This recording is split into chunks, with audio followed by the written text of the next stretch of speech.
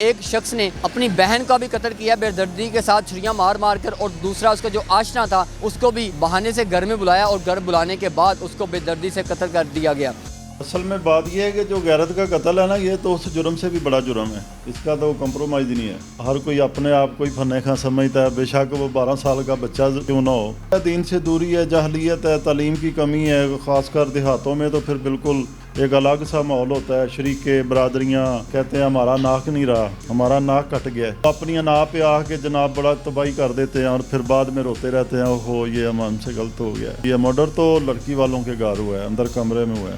گرفتار ہمیں اطلاع مل گئی تھی کہ ادھر 2 قتل ہو گئے ہیں، تو ہم بھی قریب ہی تھے، جلدی فوری پہنچ گئے تھے۔ اس وقت یہ گھر میں ہی تھا، تو پھر یہ بھی کہنے لگا جی میں نے پیش ہی ہو جانا تھا۔ ہم نے کہا ہم آ گئے ہیں، اب ضرورت نہیں ہے، اب ہم پکڑ لیں گے۔ ہاں جی، السلام علیکم ناظرین، میں ہوں قدیر خان اور آپ دیکھ رہے ہیں تطویر میڈیا۔ اس وقت میں تھانہ بکی کے باہر موجود ہوں اور یہاں پہ عام دیکھنے میں آتا ہے کرائم کی ریشو جو بڑھتی جا رہی ہے، اس میں عام زیادہ تر دیکھنے میں یہ آتا ہے کہ وہ ملزمان ہوتے ہیں جو کہتے ہیں ہم نے غیرت کے نام پہ قتل کیا ہے۔ آج جو ہم پروگرام کرنے جا رہے ہیں وہ بھی ایک شخص نے اپنی بہن کا بھی قتل کیا بے دردی کے ساتھ چھریاں مار مار کر، اور دوسرا اس کا جو آشنا تھا اس کو بھی بہانے سے گھر میں بلایا اور گھر بلانے کے بعد اس کو بے دردی سے قتل کر دیا گیا۔ ایسے جو مقصود گجر صاحب یہاں پہ موجود ہیں تھانے میں، ان سے جاننے کی کوشش کریں گے کہ یہ قتل کیسے ہوا، کس نے کیا، آخرکار اس کے پیچھے وجہ کیا تھی، قتل ہوا کیوں ہے۔ آئیے ہمارے ساتھ۔ میں تھانہ بکھی میں موجود ہوں اور میرے ساتھ ایس ایچ او تھانہ بکھی لطیف گجر صاحب موجود ہیں۔ اگر ان کا ایس ایچ اوز میں بات کی جائے تو شیخوپورہ ڈویژن میں جتنے بھی ایس ایچ اوز ہیں، crime fighter S H O, ان کا سر فہرست نام آتا ہے، اور جہاں بھی جاتے ہیں وہاں کرائم کی ریشو دن بہ دن کم ہوتی جاتی ہے، تو اس لیے ان کو وہاں پہ تعینات کیا جاتا ہے کہ جہاں کرائم کی ریشو زیادہ ہوتی ہے۔ اسی والے سے ان سے جاننے کی کوشش کرتے ہیں۔ گجر صاحب، دن بہ دن یہ دیکھنے میں آ رہا ہے کہ غیرت کے نام پہ قتل ہوتے جا رہے ہیں۔ ہر بندہ یہ کہتا ہے قتل کرنے کے بعد کہ میں نے غیرت کے نام پہ قتل کیا، تو غیرت کے نام کا رجا کے قتل کر دینا کیا یہ قانون میں ٹھیک ہے؟ وہ کہہ رہا ہے کہ مجھے معاف کر دیا جائے جو ملزم گرفتار ہوا ہے کہ میں نے غیرت کے نام پہ قتل کیا۔ اصل میں بات یہ ہے کہ جو غیرت کا قتل ہے نا، یہ تو اس جرم سے بھی بڑا جرم ہے، ٹھیک ہے نا جی، اس کا تو کمپرومائز نہیں ہے۔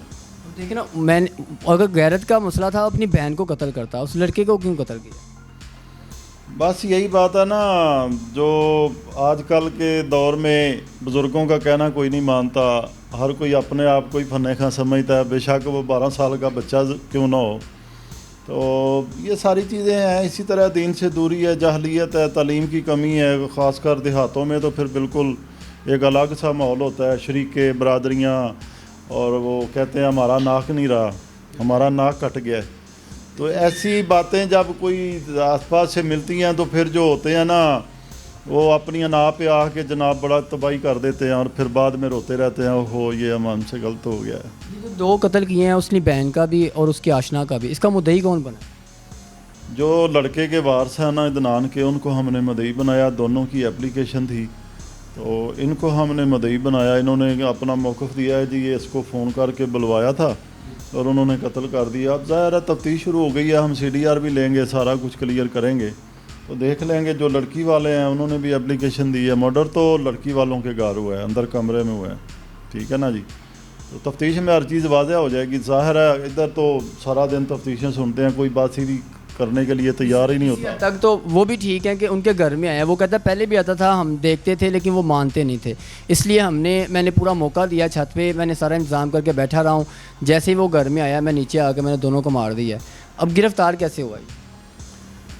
گرفتار ہمیں اطلاع مل گئی تھی کہ ادھر 2 قتل ہو گئے ہیں، تو ہم بھی قریب ہی تھے، جلدی فوری پہنچ گئے تھے۔ اس وقت یہ گھر میں ہی تھا، ابھی وہ مطلب 2-4 منٹ یا 5 منٹ پہلے ان کا مرڈر ہوا تھا، تو شاید یہ بھاگنے کے چکر میں تھا یا کوئی ایسے ویسے، لیکن ہم نے دوری کم تھی، بالکل قریب تھے، فوراً موقع پہ پہنچ گئے اور اس کو ہم نے نہیں ملا۔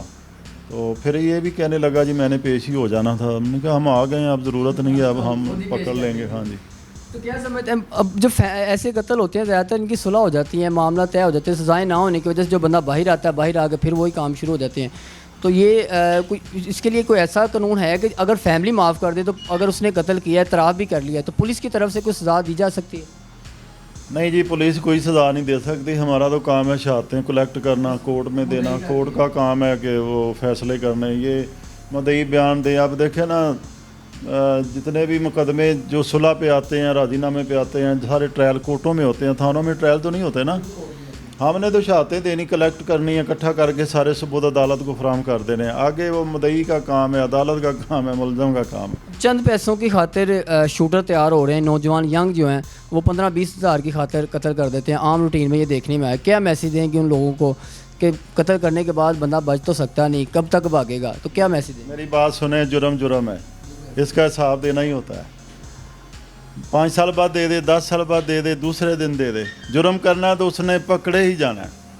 उसकी ज़िंदगी लंबी नहीं होती, बहुत शॉर्ट वक्त हो जाता है। जैसे जैसे जुर्म बढ़ता जाता है, वो करता जाता है, उसकी ज़िंदगी कम होती जाती है, ठीक है ना। एंड फिर उसका अच्छा नहीं होता। इश्तिहारी जो होते हैं, इश्तिहारी कितनी देर बाद आप कर देते हैं मुलजमान को? इश्तिहारी तो हम जल्दी करवा लेते हैं। जुर्म की नोयत होती है ना, जुर्म देखते हैं कैसा है, तो फिर अगर वो नहीं पकड़ा जा रहा तो फिर फौरी हम 15-20 दिन के बाद उसको इश्तिहारी करवा लेते हैं। अगर फिर प्रॉपर्टी उसकी है तो फिर उसकी कुर्की नीलामी करवा देते हैं 2-3 माह बाद, बिल्कुल करवा देते हैं, ताकि वो किसी तरीके से शिकंजे में आ जाए। पकड़ने के लिए ये सारे मराहल होते हैं ना जी। किसी तरीके से मंजरे आम पे आए। हाँ जी, बिल्कुल जी बिल्कुल, सारी बात सुनिए कि मुलज़म को गिरफ़्तार करने में देर नहीं लगती। बस ये है, मुलज़म जब जितनी मर्ज़ी भागने की कोशिश करता है, लेकिन ताहाल मुलज़म गिरफ़्तार हो ही जाता है, पुलिस की गिरफ्त से भाग नहीं सकता। इसलिए उन लोगों को मैसेज है कि कुछ भी करने से पहले सोच समझ लें, क्योंकि कानून जो है, कानून की गिरफ्त से बचना नामुमकिन है। इसी के साथ अपने मेज़बान को दीजिएगा अल्लाह ने के बाद।